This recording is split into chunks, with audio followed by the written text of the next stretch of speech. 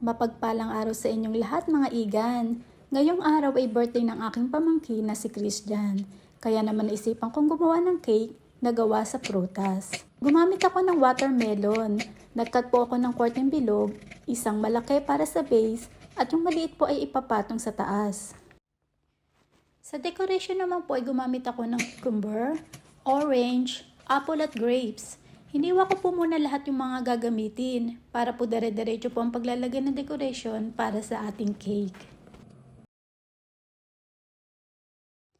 Ayan po mga igan, makikita nyo sa video kung paano ko nilagay ang mga prutas sa watermelon. Gumamit po ako ng toothpick sa ibang prutas para po hindi ito malaglag.